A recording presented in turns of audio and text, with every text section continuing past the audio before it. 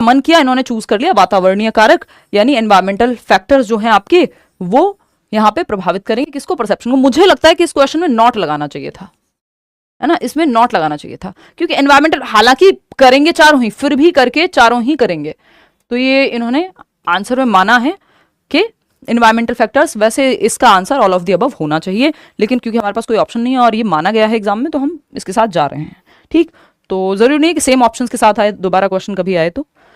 Question number 4, ऐसा कई बार pedagogy में हो जाता है कि हमें आंसर की माननी पड़ती है। क्वेश्चन नंबर 4 देखिएगा, thought not only determines language but also proceeds it, was the idea put forward bye. देखो ये क्वेश्चन आपका सीटेट में भी आया हुआ है, ये क्वेश्चन लगभग आपको सब जगह पे आता है। ठीक, फटाफट से बताओ कि विचार न सिर्फ भाषा से पहले आता है बल्कि इसको निर्धारित भी करता है।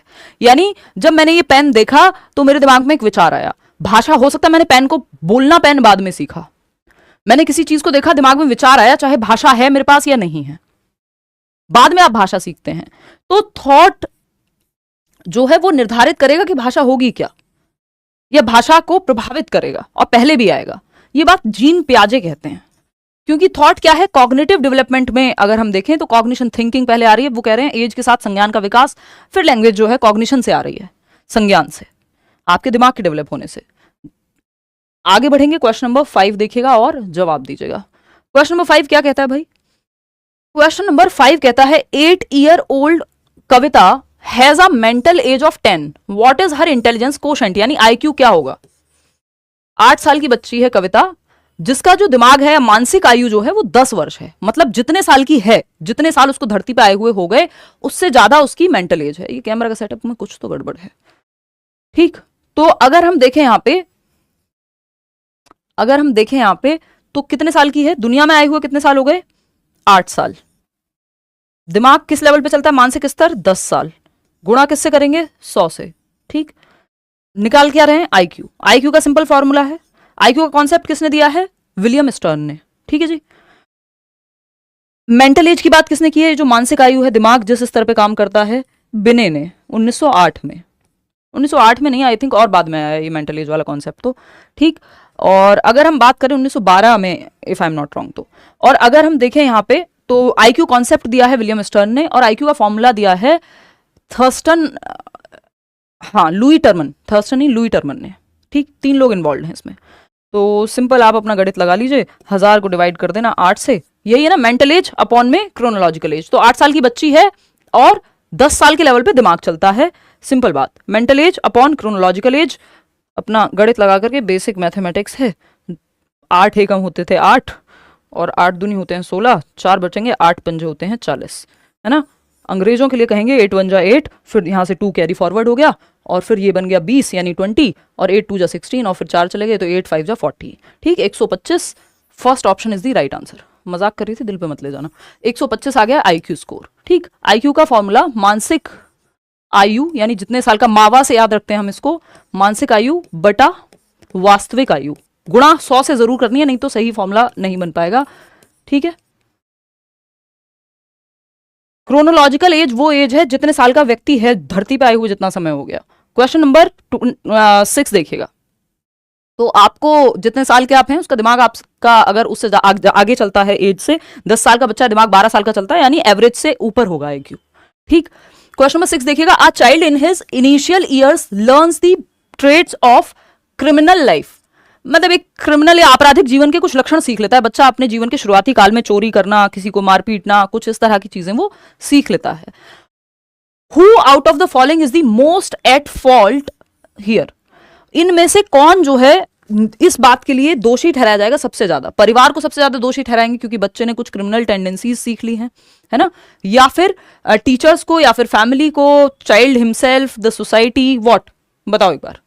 इसका जवाब सिंपल होगा, इसका जवाब होगा आपका फैमिली। ठीक है, दी फैमिली, क्योंकि सबसे पहला जो शिक्षक या शिक्षिका की बात कर रहे हैं, पूरा जो सिस्टम है सिखाने का, सीखने और सिखाने का, वो परिवार से ही शुरू हो रहा है। पहले बच्चा परिवार में जन्म लेता है, बाद में जाकर के वो स्कूल में और बाकी नेबरहुड में या कहीं भी जाएगा।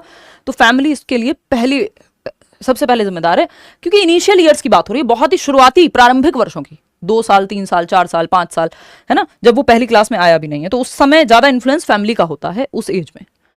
चलिए क्वेश्चन नंबर 7 देखिएगा और बताइएगा क्या कहता है क्वेश्चन नंबर 7। फटाफट से बताइए। क्वेश्चन नंबर 7 क्या कहना चाहता है बताइए।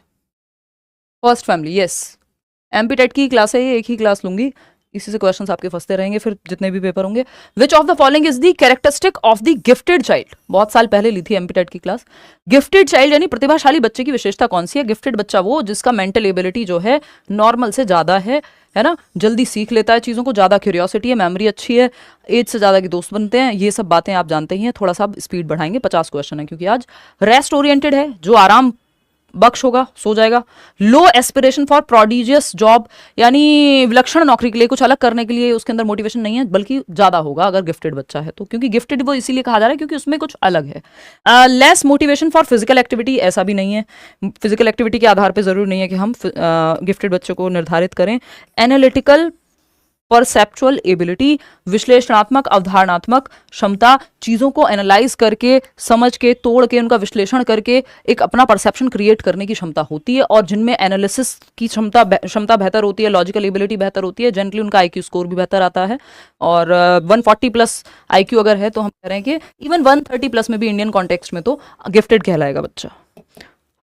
हालांकि गिफ्टेड कहलाने के लिए हम, गिफ्टेडनेस का एक प्रकार है इंटेलेक्चुअल एबिलिटी या इंटेलेक्चुअली ब्राइट, जिसमें आईक्यू ज़्यादा इंपॉर्टेंट है, बाकी क्रिएटिव और गिफ्टेड भी आएंगे उसमें, बट जनरली हम आमतौर पे यही कहते हैं गिफ्टेड मतलब जिसका आईक्यू ज़्यादा है। क्वेश्चन नंबर 8 देखना, ये कहता है एज पर दी एनसीआरबी यानी national crime records bureau data of 2020 which state had the highest cases of murders by juveniles in the year 2020, यानी 2020 के एनसीआरबी के डेटा के अनुसार, के आंकड़ों के अनुसार वर्ष 2020 में किस राज्य में किशोरों द्वारा हत्या के सर्वाधिक मामले थे। अब इस तरह क्वेश्चन सीटेट में नहीं आते हैं जैसे ये वाला क्वेश्चन है, बट आप पढ़ लेंगे तो कोई नुकसान नहीं होगा, एक दो क्वेश्चन इस तरह के आएंगे। हाँ, सीटेट वाले बिल्कुल देख सकते हैं किरण, नो डाउट अबाउट दैट। ठीक, फटाफट से बताओ। अब ये कह रहे हैं एनसीआरबी जो नेशनल क्राइम रिकॉर्ड्स ब्यूरो है, जो रिकॉर्ड करती है क्राइम्स को, उसमें जुवेनाइल्स कौन है? 18 साल से कम उम्र के वो बच्चे या किशोर या किशोरी जो किसी भी आपराधिक प्रवृत्ति में संलग्न पाए गए या कोई भी आपराधिक प्रवृत्ति उनके अंदर है। जैसे निर्भया कांड में एक व्यक्ति था जो 18 साल से कम का था, और तो वो जुवेनाइल कहलाया, है ना। तो जुवेनाइल डेलिक्वेंसी होती है, आपराधिक प्रवृत्ति होती है कुछ बच्चों में, और कई बार माहौल उसका और बहुत सारे रीजंस उसके हो सकते हैं। तो पूछा है कि किस स्टेट में सबसे ज्यादा लेस देन 18 ईयर्स के जुवेनाइल मामले सामने आए, तो इसका सही आंसर है MP, Madhya Pradesh, first option. 2020 वाले डेटा की बात कर रहे हैं। क्वेश्चन नंबर 9, क्वेश्चन नंबर 9 देखिएगा, क्वेश्चन नंबर 9 फटाफट से बताइए।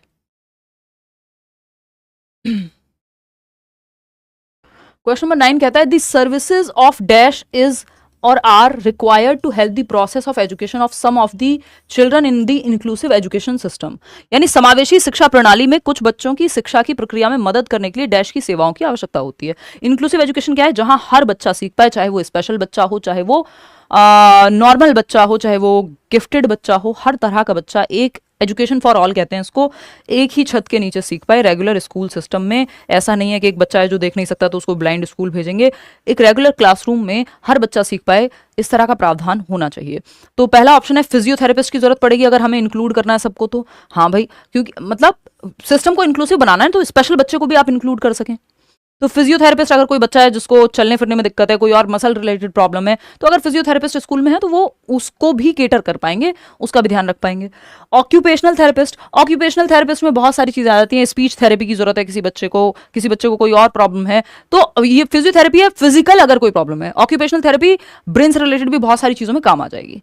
तो दोनों ही इंपॉर्टेंट हैं, दोनों ही स्कूल में अगर होंगे, एक साइकोलॉजिस्ट है मान लीजिए, तो ये सब इंक्लूसिविटी को बढ़ाने में मदद करते हैं, इंक्लूसिविटी को बढ़ाने में मदद करते हैं। इतनी बात क्लियर है या नहीं?